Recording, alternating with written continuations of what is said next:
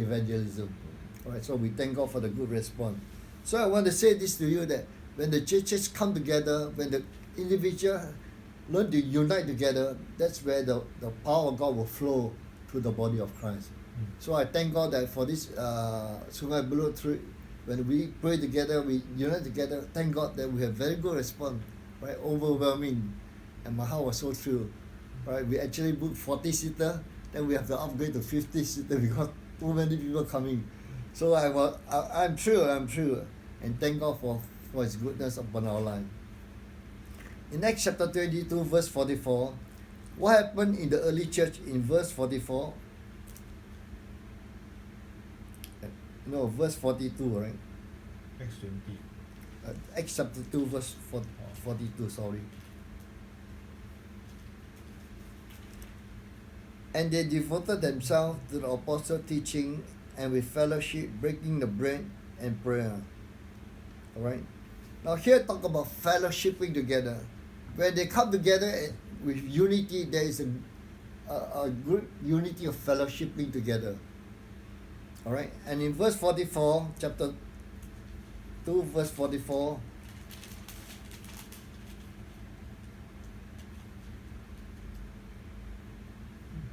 and they were all believed together and had all things in common. And in verse 45, and they sell all their possession and belonging, and they distributed the proceeding to all as they needed. You know, when they are united together, they are willing to share their possession. They share God's blessing upon us, what God has blessed them. And thank God now, going to Myanmar, right, we already collected some clothing, overwhelming, so much clothing, don't know what to do. And then we'll be going to Myanmar to bless the children also. So I told my wife, we need to collect something for the children. Oh no, he said, no problem, we have a lot already, the children's thing and the clothing. So together, we're going there to be a blessing to the Myanmars there. Right? That is in October. So likewise in the early church, they come together, fellowshipping together, sharing with one another.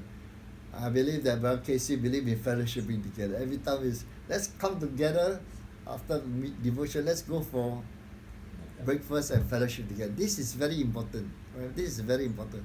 Likewise in my healthy lifestyle group, a group of these strokey people and also senior citizens, every week, every Monday, Tuesday and Thursday, we come together, we go to gym together. Now one of the important things is not only doing physical exercise, but we come together, we have lunch together. What we have lunch together is fellowshipping, building bonding, friendship, and from there, we reach out to them with Christian love. That's why we thank God that the response was very open for the offering. They came. They said, oh, I want to go. Oh, $5, very cheap, no problem. They came. So we thank God for the good response we had. So I want to say this to you to encourage you as I encourage myself. Christian love is practical. It's something that is tangible, that you can see. When you see somebody in need, when you see someone in financial difficulty, we have to dip into our pocket and bless them. Bless them. And this is what we have been doing. In my own care group, Monday meeting that we have, some of these people, they came just, some of them are really not working, some of them are financially in difficulty. So we will just dip in our pocket and just bless them, brother, God bless you. He said, don't give. I said, never mind, just take it, brother, bless you. We gave them a Pentecostal handshake. Right? So I want to say this as I challenge you and challenge myself. Right? Caring in unity. When there's unity, when there's love, when there's Christian bonding, there will be a love that will flow out of you. Alright, and the Bible tells verse 46 is that it can be seen daily. It's a daily kind of thing. It's not just off kind of thing. So in our outreach to people, I share with them, it's healthy lifestyle. It's a daily affair. We don't have to wait for Christmas or Easter or maybe special crusade to reach out to people. We should be reaching out to people every day of our life. Every moment the Lord open the door for us. Be it in the shopping center, be it in the amusement park, or even taking train. I remember I met one China man, praise the Lord, very interesting man. The China accent very strong. Now, how do I get to know him? It's because I was bringing a fellow strokey to this CPF board at Woodland, because he said, oh, when he knows that his certain claim he can claim from the board regarding the welfare that he has. So I accompanied him there at the CPF board, and while ministering and talking to it, waiting for the staff to grant him the talk about this need. So thank God that he was able to be given a certain amount of money. So while walking out of the office, I met one man walking like that. So I said, this one is a pattern of strokey pattern. So I immediately identified him as strokey. I said, how are you? So when he opened his mouth, he talked, oh, this is 中国的, oh, 你好啊, 老兄. So when I talked to him, I found that he's a strokey. 7 years he had been suffering from stroke. So when I opened up to him, I talked to him, oh, he's very friendly, because stroke people also sometimes they are very lonely, they don't have friends. And he has been in Singapore for quite some time, so sometimes he's a bit lonely. So I talked to him, fellowship with him, I said, hey, 你可以给我你的电话吗? Immediately he gave me his phone, so I got his phone number now. Thank God that I invited him to join our gym group. He came, readily he came to our gym group. Now he's also part of our group now. So this is China man. So he's from China. His family, his daughter and son-in-law and the grandchildren, now they are PR in Singapore.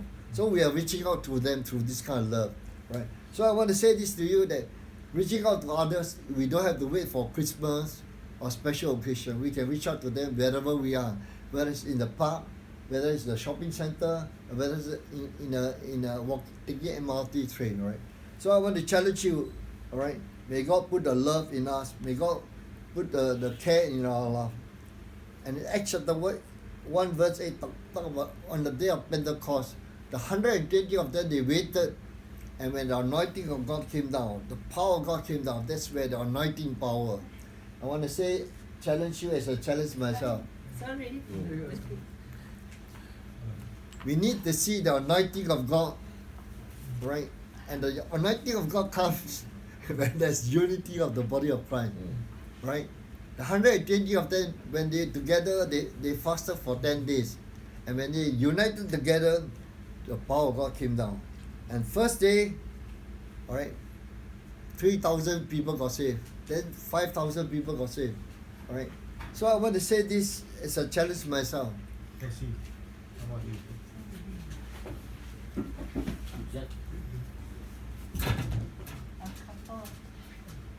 You are passing the key.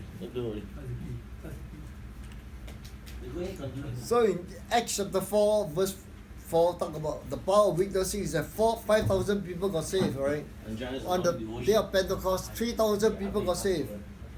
And the Bible tells us the early church Christian, they preach, the apostle preached with boldness. Preach with boldness. And I want to say this to you, that why God baptized us with the Holy Spirit? Because baptism in the Holy Spirit empower us. Baptism of the Holy Spirit give us strength, right? To see anointing of healing and miracle.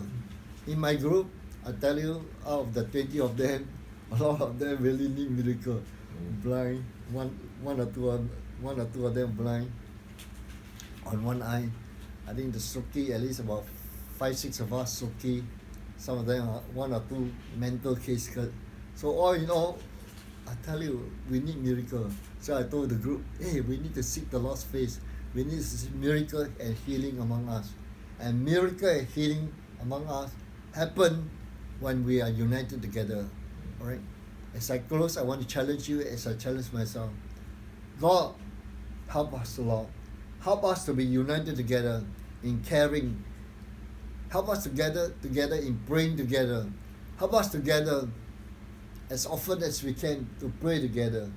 Now I would say that prayer meeting is the key in which God's anointing will flow. As I mentioned, and I would like to mention again, the key to Dr. Joe's church anointing, the biggest church in the world, is because of the church uniting together. The prayer meeting, the prayer mountain that they have in the cell group, in the church meeting, in the prayer meeting, I tell you, when I attend I was there about 3 or 4 times, attended their church services. when I went to the prayer mountain to seek the Lord in fasting and prayer, I see the thousands of Christians that are there praying together. That's why no wonder the anointing of God is so powerful. You can see healing and miracle happening. All right? And I want to close by challenging you and challenging myself. Why God saved us? So that we can share the gospel with others. How to share the gospel with others is we must be united together. And unity comes together when we learn to pray together, when we learn to care together, when we see the anointing of God flowing through to each one of us. Shall we bow our heads as we look to God in prayer?